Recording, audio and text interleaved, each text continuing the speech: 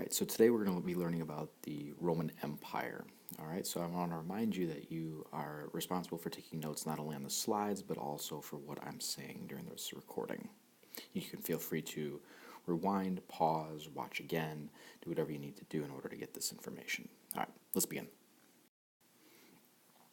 So we already know that Rome was a republic after its founding, and we're going to learn today about how the Romans went from a republic into an empire, and it was not an easy thing. It was actually very violent, and so let's learn a little bit about that.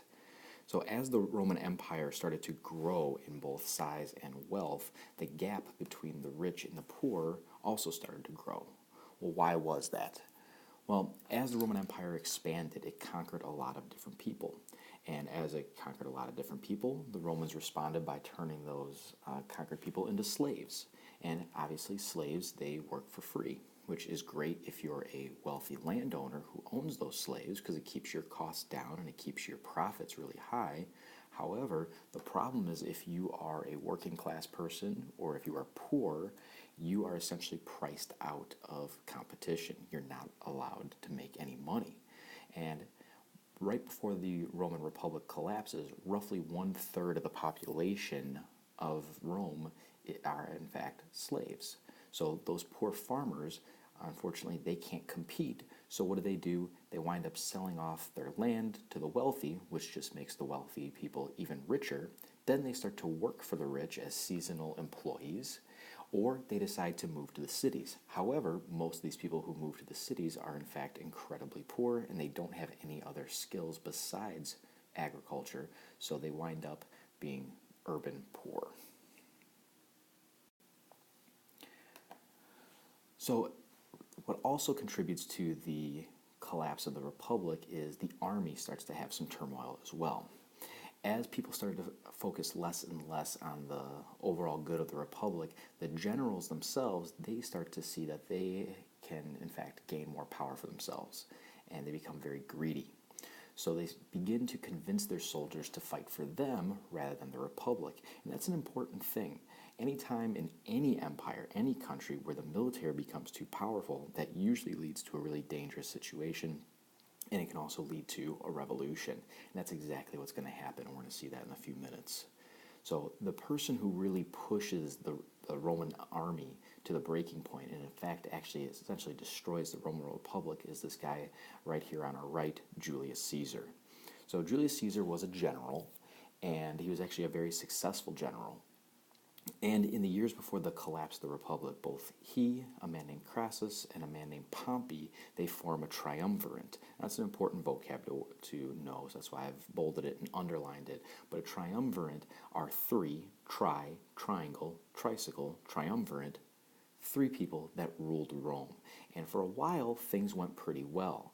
Caesar actually went back to the army, and he went to a place called Gaul. Gaul is modern-day France, and Caesar essentially conquered all of Gaul and added it to the Roman Empire. And while he was doing that, he was a wonderful general, and he earned the respect of all of his troops, and they were willing to do anything for that.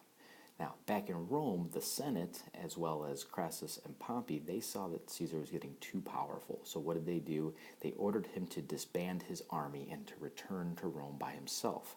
However, Caesar refused to do that. Instead, he did return to Rome, but he brought his army with him. And by doing that, he was essentially declaring war on the Roman government itself.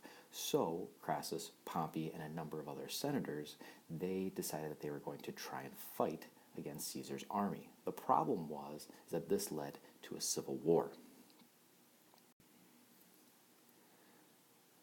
So once Caesar attains power, he's actually named dictator for life. Now today a dictator is seen as a very, very bad thing, as someone who wants total power. But in the Roman Empire it was slightly different.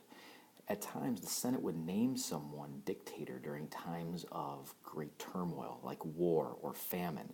And the idea was that this person would have total power, but once that war or that time of crisis had passed, the dictator would give up power and step down. And it had been done throughout Rome's Republic.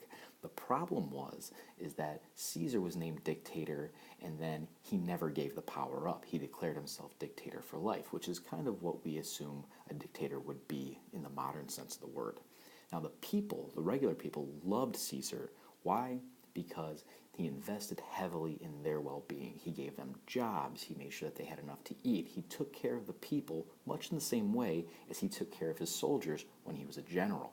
This was great for the average everyday Roman, but it really upset a lot of the wealthy people that were in the Senate and the government because they saw the people gaining power and they also saw themselves losing power. And a number of very wealthy, very powerful senators conspired against Julius Caesar, and in 44 BC, on the floor of the Senate, in front of all the other representatives and all the other people of government, a number of people led by a man named Brutus, who's up here in the top right. We see this guy right here. He led a bunch of conspirators where they murdered Julius Caesar in front of everybody. It sent a very powerful message that you are not to be more powerful than the Roman government itself. The problem was that this put Rome into a civil war again. And what comes out of that is Julius Caesar's nephew, a man named Octavian, he fights with Mark Antony. Mark Antony was a very popular Roman general. Mark Antony is right here. And after this civil war, Augustus, this guy right here, he takes power. He accepts the title Augustus, or the August, or the powerful, or the exalted one. This is actually where we get the term of the month, August, to this very day. It's named after Octavian Augustus, and he really is the first emperor of Rome. And this is just a painting done during the Renaissance of the murder of Julius Caesar. Caesar is seen right here being attacked by a number of members of the Senate. Some are obviously very happy about it, some are taking part in it, and some are obviously recoiling in horror. But out of the chaos of these number of civil wars and out of the murder of Julius Caesar comes the reign of Octavius Augustus, or Caesar Augustus as he's sometimes known. And Augustus's rule was the start of 200 years of peace for Rome, meaning that there were no real wars, there were no real threats. In fact, the term is Pax Romana. It's a Latin term meaning Roman peace.